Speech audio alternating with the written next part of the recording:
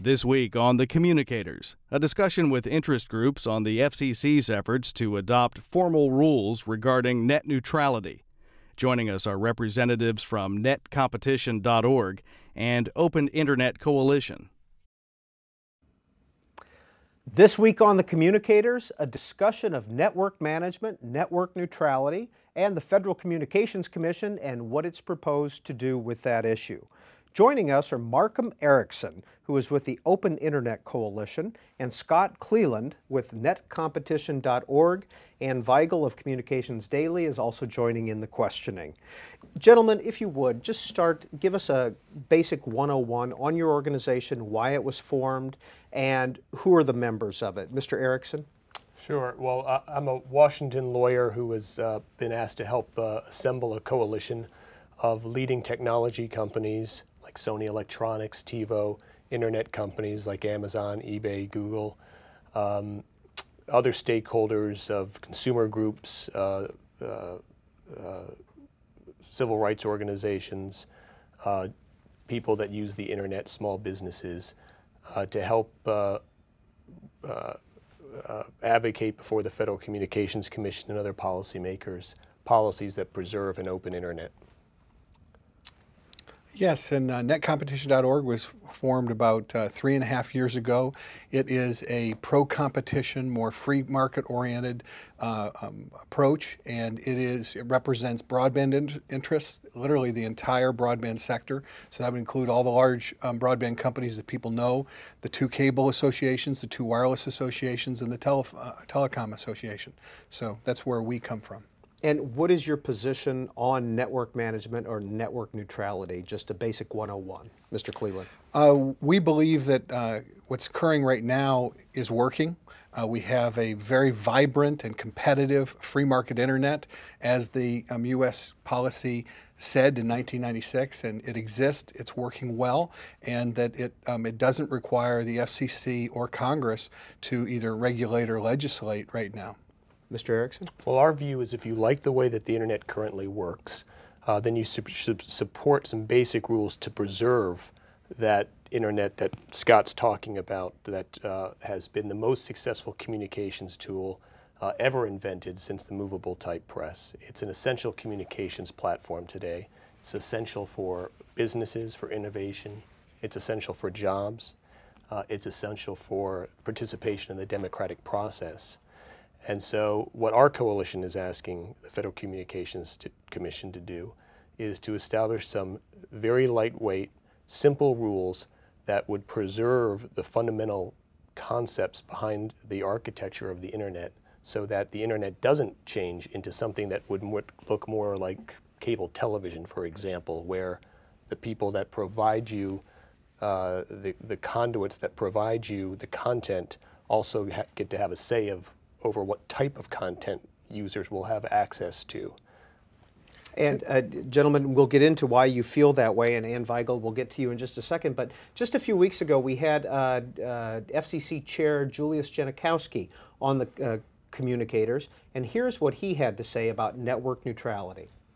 There's no question that the internet will remain free and open, and also that companies that are managing networks can engage in reasonable network management practices so that together we can create a climate and a set of incentives for ongoing investment in the network to make it robust and smarter, and that also generates investment and innovation on the edge of the network so that any entrepreneur can come up with an idea and put it out on the internet and have a chance to compete and to make a business. This is a real issue, for example, for small businesses who in the internet have the opportunity to either grow existing small businesses or to start new ones. It's a real opportunity also for speakers, content creators of all sorts, because the internet is a platform where you can develop an idea and reach a very broad audience. That's the internet that everyone understands.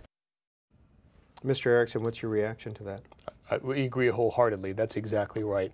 What this whole policy debate is about is preserving the kind of internet that has enabled this amazing proliferation of innovation, speech, commerce, You know, in an otherwise tough economy today, the internet sector and the technology sector are doing relatively well.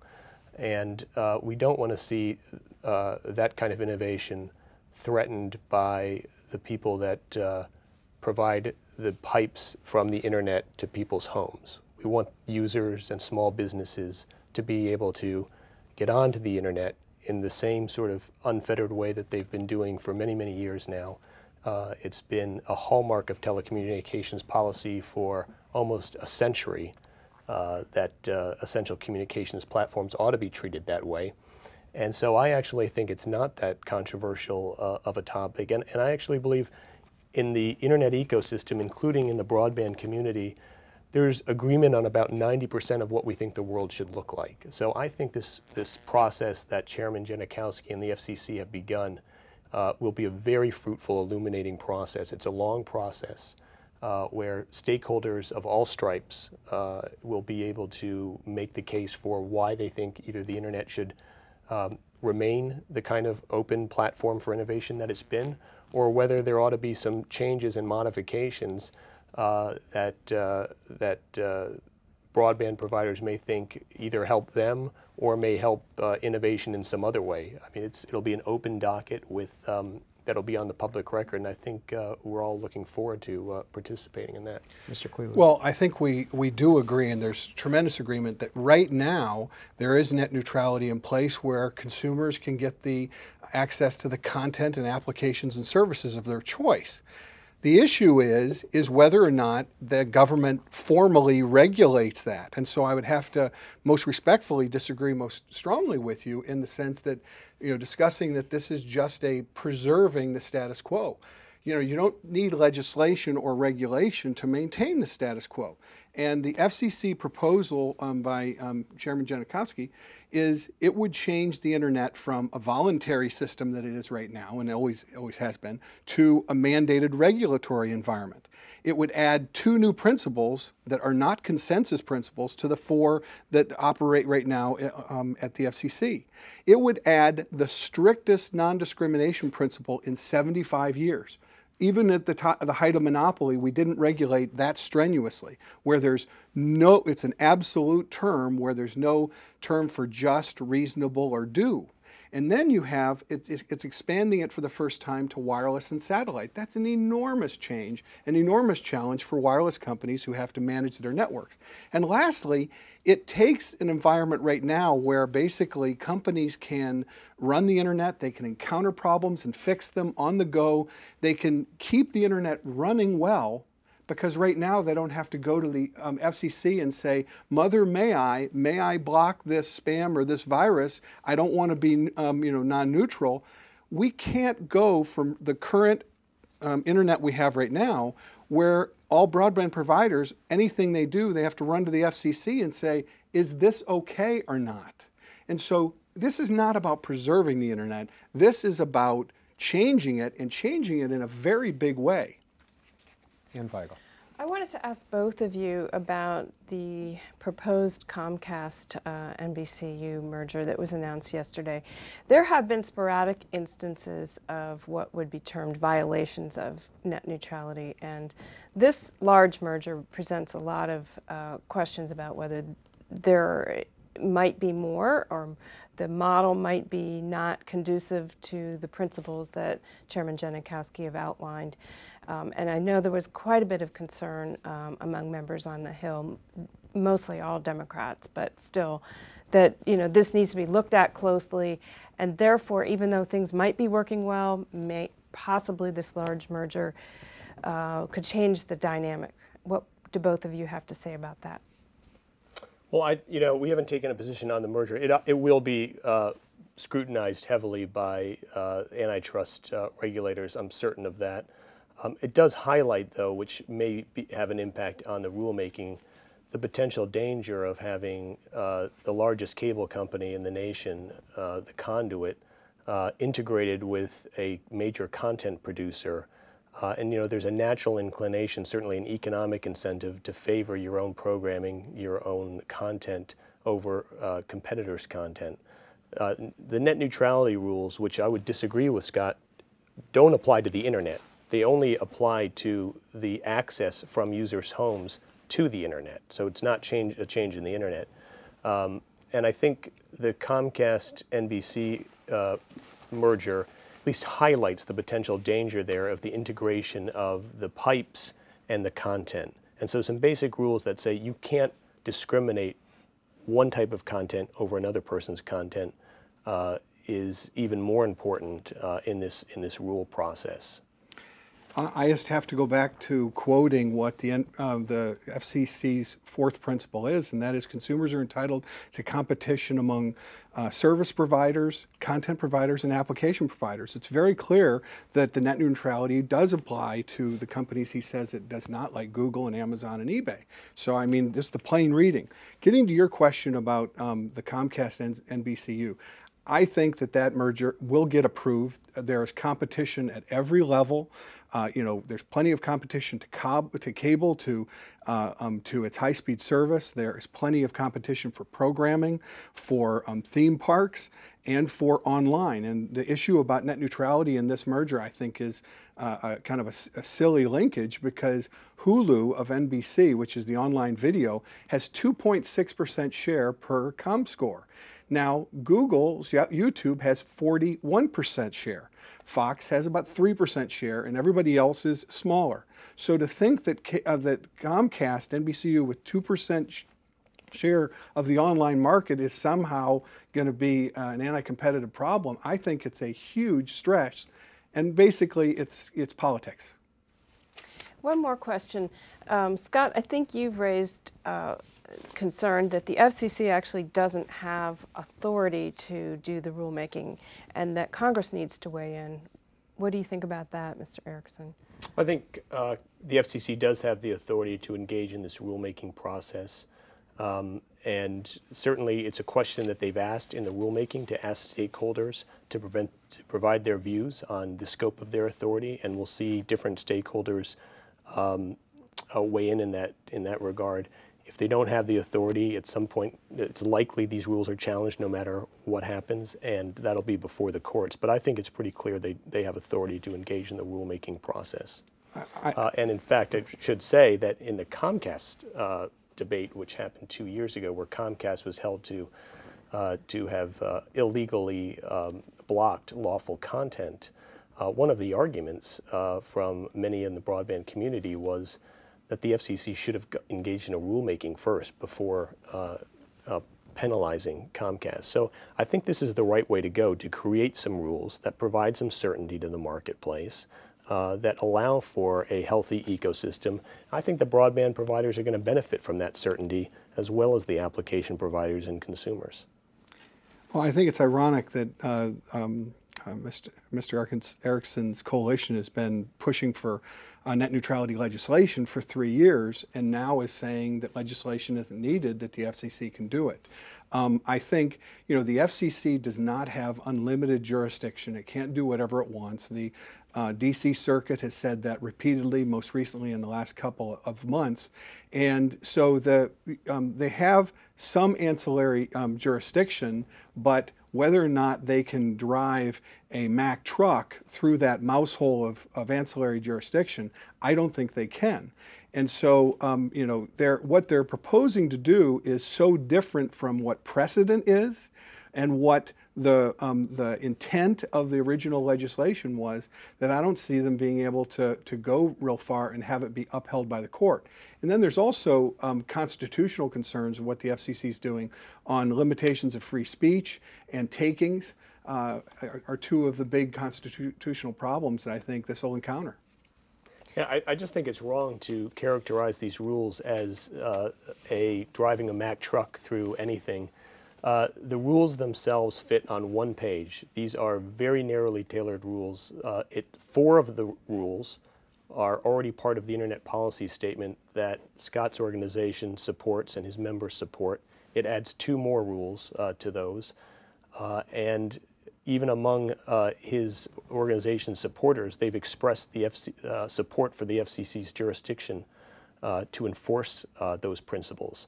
So I think there is clear authority for the FCC to do what it's doing, But I also think it's important to keep in mind, this isn't about regulating the internet, and it's not driving a Mack truck anywhere. We're talking about a very lightweight rule that just preserves people's access to the internet and doesn't allow AT&T, Comcast, or Verizon to use your line to connect to the internet, to inspect the kind of content that's traveling over that line, and to make decisions and to discriminate and favor certain content over other content, as long as the content's lawful.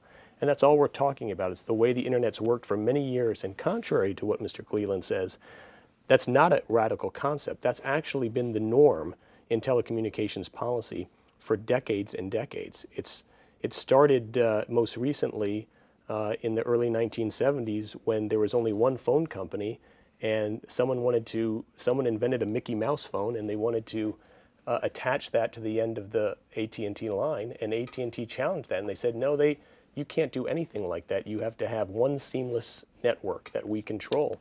And the FCC said, no, of course you can, as long as it's a lawful device, you can attach any sort of device to the end of the network. And that really resulted in the flurry of innovation we have today. It resulted in fax machines and modems and the things that we know today. And it really resulted in the kind of internet that we have today, because it allowed for modems and many, many ISPs to run over those same lines. Well, Mr. Cleland, if I could ask, a lot of the talk on your side of the issue is this will stifle technology, and how do you respond to that? Because Mr. Erickson was just talking about technology. Well, let me answer your question. I think basically what the rules do would say it's okay for applications and content providers to innovate, but broadband providers can't innovate on their own. They have to then seek permission of the FCC before they introduce new services or before they can manage their network in a new way in order to encounter maybe a new threat or a new opportunity. So I'd also like to go back to correct the record on a couple of things. Mr. Erickson said that it was only one page. Well, I was just reading the regulations this morning. They're over 100 pages, and talking about how long they are is irrelevant. Everybody in Washington knows that you can change one word in a law and it can create enormous regulatory concerns and years of litigation and regulation. So these rules are long, they're very complex. FCC Chairman Kennard didn't do net neutrality in 1999 because he said it would be enormously regulatory and take a long time. Now, another thing that Mr. Erickson said that just doesn't fit with the facts is this isn't the way it's always been. Dial-up internet had these non-discrimination requirements on them. Cable did not. 92 Act, if you look at it, cable has never had common carrier non-discrimination requirements. Wireless since 1993 has had none of them, and satellite has never had them from the inception. And then the FCC decided DSL did not need to have it after the Supreme Court gave them the ability to do it. So there's a lot of misinformation here where people are rewriting internet history, and anybody that wants to can go back and look at the law and look at the regulations and see it for themselves. Mr. Erickson? Well, the rules themselves fit on a page. To explain the rules, you have to include more information, because at some point you have to justify why you have the rules themselves. The rules are very simple, and rather than require network operators to go to the FCC and get pre-approval for things that they want to do, they actually proposed in the rules to give network operators, the broadband access providers, a lot of flexibility to manage their networks, and in fact have a system where there would be an after-the-fact complaint system if it turned out that one of the network operators was violating one of the simple rules. So I think the notion that anyone should have to get prior permission from the FCC to innovate is wrong, and we wouldn't support that either. We had over 30 of the leading CEOs in the technology and internet space support the rules, including, by the way, network operators, not just the edge-based companies. We had new companies like Twitter and Facebook support those rules. And we had 30 of the leading venture capitalists in the United States write a letter supporting these rules. The reason the venture capitalists are supporting these rules, and venture capitalists support and invest not only in the edge-based companies that many of my clients are, but in many different technologies, including technologies that are part of the network operator system, is they all believe that certainty and simple rules will provide for a more certain investment landscape. And I think in today's economy, having that kind of certainty benefits not only those venture capitalists, but it benefits increased jobs, and it results in increased innovation. No one's talking about not having network operators not innovate. We're totally supportive of that. We want them to be able to innovate. We just don't want them to discriminate against certain types of applications or content that are lawful. They shouldn't be able to do that. This is the Communicators program on C-SPAN. We're talking about network management, network neutrality, and the FCC's proposals. They're in the middle of the hearing portion of their proposed network neutrality changes. Our guests are Markham Erickson with the Open Internet Coalition and Scott Cleland with netcompetition.org, and Weigel of Communications Daily. I wanted to turn the question back to the public. I think that if anybody on the street was asked about this, they would have a little bit of confusion, but they could very readily identify with open internet. Mm-hmm. And that term seems to now be used perhaps by both sides. But can you talk a little bit about how you think the average person understands this, and further, what role is played by social networking reaching out to consumers, average people, internet users, in how that result of the policy changes might be? Well, the way that I would explain it to someone on the street that's not steeped in telecommunications law is, do you like the way the internet works? Do you like the fact that you can log on and go anywhere you want on the internet, download any application that you want, and buy any sort of computer you want and hook into the internet and have it work? We just simply want to preserve that kind of ecosystem. That's the reason that by far we've had 5 years and 10 different proceedings at the FCC that are all related to this rulemaking that's happening right now. And there have been hundreds of thousands of consumer filings that support an open internet. And that's because they want the internet to work the way the internet has been designed to work. Folks on the other side essentially argue two things. One, we agree with you, but trust us. We won't do those things. We won't discriminate against the kind of content and applications that you say we'll do. Well, we've seen a couple of high-profile examples where that hasn't happened, where network operators have discriminated against content. When that happens, it stifles innovation.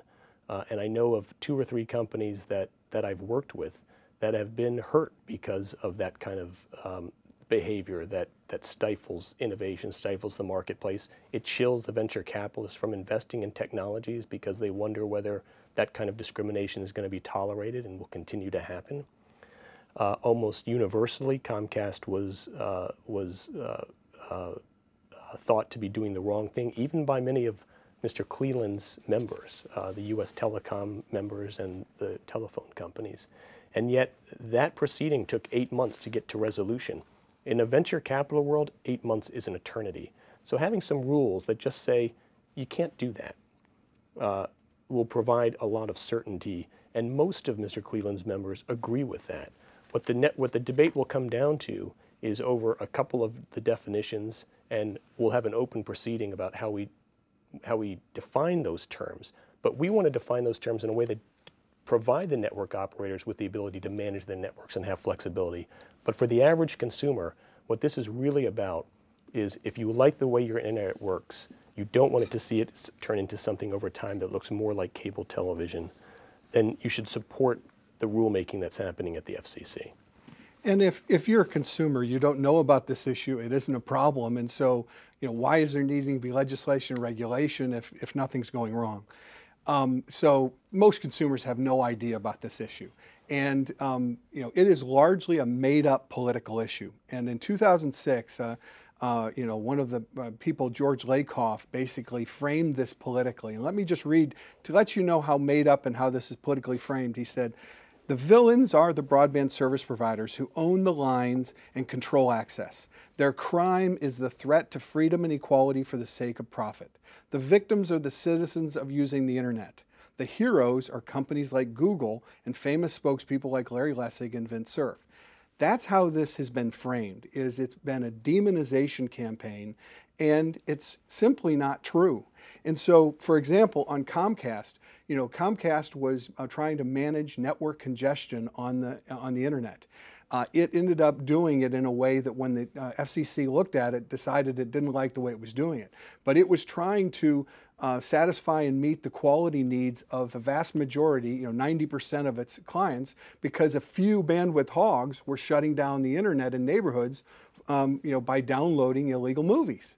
And so, Comcast was demonized for doing something where they were trying to serve and fulfill their contract to provide quality service.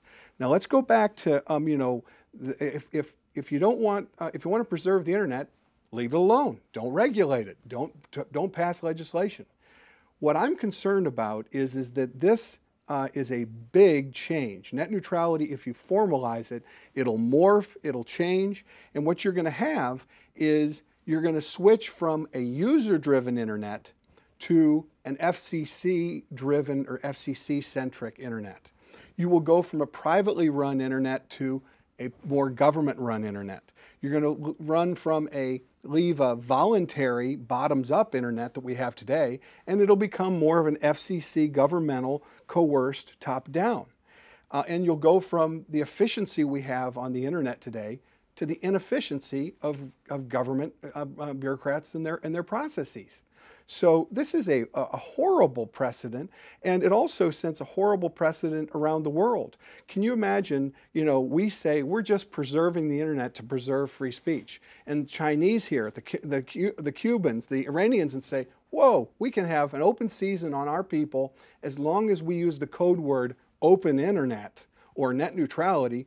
We can block and degrade and cut off whatever free speech we have. Well, I think there's just very quickly, Mr. Cleland, what would be the disadvantages to a Verizon, say, if this passed?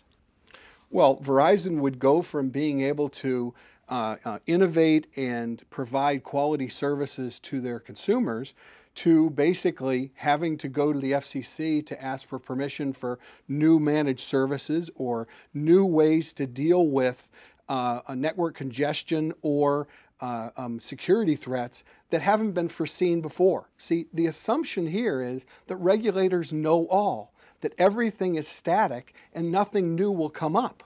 And therefore, anything that the regulations don't anticipate today, you have to go to the FCC and say, well, this is different than what you told us. Can we do X or Y? Scott, Markham, Erickson, what would be the advantages for Google if this passes? Well, first I want to say that many of the network operators have lived under the net neutrality rules and have done just fine. So the thought that something new might happen here that may harm them in the future isn't borne out empirically. So AT&T, when they merged with SBC, agreed to abide by network neutrality rules for 2 years. And in fact, during that 2-year period, AT&T invested more in their network than any other network operator. So it's just not true that these are somehow radically new concepts that will hurt network operators. In terms of what it will do to, if the rules will do to the edge-based companies like Google, like small companies like Twitter, like Facebook, it preserves an innovation without permission ecosystem that allows for new startups with very few barriers to entry, with just a few dollars and a garage and a computer, to come up with a product, plug into the internet, and then see whether consumers like that product or not, rather than have them go to AT&T, Comcast, or Verizon and say, can we have your permission to introduce this product to your users? That's final question, Ann Weigel. Scott, question for you. A lot of people distrust large companies, and they look at their phone bills and think, why am I being charged all these things? How do you effectively combat the arguments you've been making with just the general distrust of companies? We've seen, meltdowns in the financial markets. Right now, it's just not something that people feel very strongly about. When you say open internet, they're going to relate to that, and the information or the letters coming into Congress are saying those things, and so that's not something that just comes out of thin air. But it doesn't. It comes because there is this political demonization campaign. They know that if they use pejorative words like discrimination or blocking or degrading, and big companies want to do bad things, that they can generate people to be concerned. But let's go back to the facts. Well, just one question there. Even if it's not true in your mind, what about the moment of those letters coming in and emails and those types of things? How does that factor into what's going to happen? Well, I think what's interesting, what will happen on the Hill, you did have 72 Democrats in the House basically write to the FCC and say, whoa, this isn't, this is changing, this isn't what we wanted to do. But to go back to, well, I'll conclude with that. Final word. Well, we're going to have an interesting process, and I think we're at a key moment here in Washington on whether policymakers will preserve the kind of internet that has enabled it to be the most successful tool for innovation and democratization ever invented, or whether we're going to go down the road to turn the internet into something that looks more like cable television. Markham Erickson is with the Open Internet Coalition, Scott Cleland with netcompetition.org, and Weigel, Communications Daily.